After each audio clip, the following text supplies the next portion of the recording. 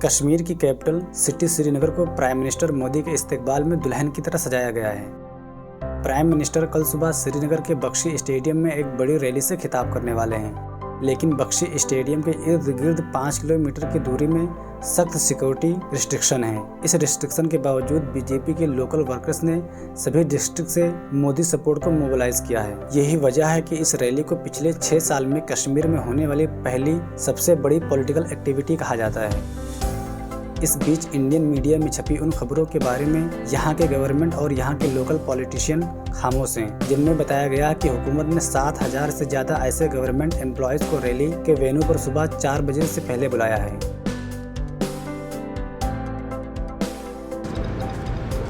लोगों की एक्सपेक्टेशन, जो लोगों को कहा गया था कि हालात ठीक होंगे तो पहले यहाँ पे स्टेटहुड वापस दिया जाएगा। अब आज के डेट में जब पार्लियामेंट इलेक्शन भी होने को आ रहे हैं, हालात ठीक हो रहे हैं, सब कुछ ठीक है, तो फिर स्टेटहुड वापस क्यों नहीं दिया जा रहा? ये लोगों की अभी जो है उनके दिमाग में ये सवाल गूंज रहा है कि जब आज एक्सपेक्टिंग कि पीएम यहाँ आ रहे हैं तो वो कुछ ऐसा ऐलान कर दे कि हम आपको स्टेटहुड वापस देंगे। People are have lot of expectations about this.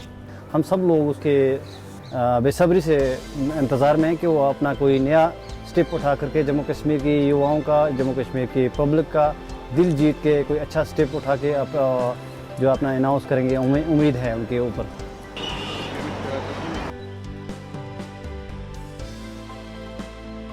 हालांकि प्राइम मिनिस्टर मोदी 2 हफ्ते पहले ही जम्मू में एक बहुत बड़ी पॉलिटिकल रैली से एड्रेस कर चुके हैं, लेकिन कश्मीर वैली में इस लेवल की रैली से वो पूरे इंडिया को मैसेज देना चाहते हैं कि 40 साल बाद बीजेपी अब जम्मू के साथ साथ मुस्लिम मेजॉरिटी वाली कश्मीर वैली में भी एक बड़े प्लेयर के तौर पर उभर रही है।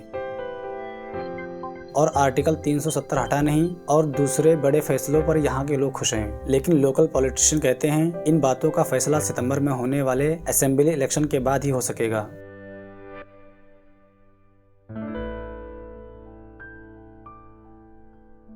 जम्मू कश्मीर के यूनियन टेरिटरी में पार्लियामेंट के कुल 5 सीटें हैं, जिनमें से 2 जम्मू में हैं और 3 कश्मीर वैली में हैं। इतनी कम सीटों के बावजूद बीजेपी चाहती है कि इस बार वो कम से कम कश्मीर वैली से एक पार्लियामेंट सीट जीत जाए। इस बारे में बीजेपी कई साल से तैयारियां कर रही है। पिछले 1 महीने के दौरान ही राजौरी और पुंछ में नेशनल कॉन्फ्रेंस और दूसरी डिजिटल पार्टीज के 3 बड़े लीतों ने बीजेपी में ज्वाइन कर लिया है।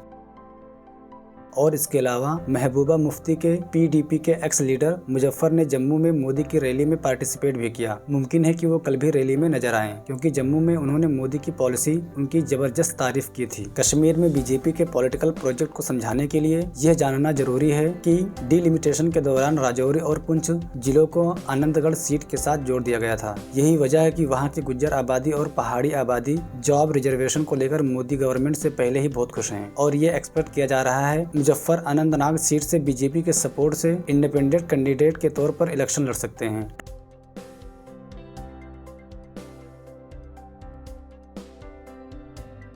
प्राइम मिनिस्टर मोदी की कल की एंगेजमेंट में एक एंगेजमेंट सबसे ज्यादा अहम है। वो जम्मू कश्मीर के मुसलमानों की सबसे बड़ी दरगाह जो कश्मीर वैली में है, उसके रिनोवेशन प्रोजेक्ट को इनोग्रेट कर रहे हैं। इससे ये मतलब निकाला जा रहा है कि वो जम्मू कश्मीर की मुस्लिम पॉपुलेशन में खुद को पॉपुलर करना चाहते हैं। अभी ये देखना बाकी है कि क्या यह मुस्लिम आउटरीच का प्रोजेक्ट कश्मीर वैली तक लिमिटेड रहेगा या इसको इंडियन मुस्लिम तक भी एक्सटेंड किया जाएगा। कश्मीर में पिछले 6 साल से लोग पॉलिटिकल इश्यूज पर कोई बात नहीं करते, लेकिन इस बार वो प्राइम मिनिस्टर मोदी से प्रोजेक्ट से ज्यादा ये सुनने में दिलचस्पी लेंगे कि 35 साल से वायलेंस और रिस्ट्रिक्शन से परेशान जम्मू कश्मीर में उनका पॉलिटिकल विजन क्या होगा। इसके साथ साथ प्राइम मिनिस्टर मोदी के कश्मीर विजिट करने पर उमर अब्दुल्ला ने क्या कहा, आइए सुनते हैं।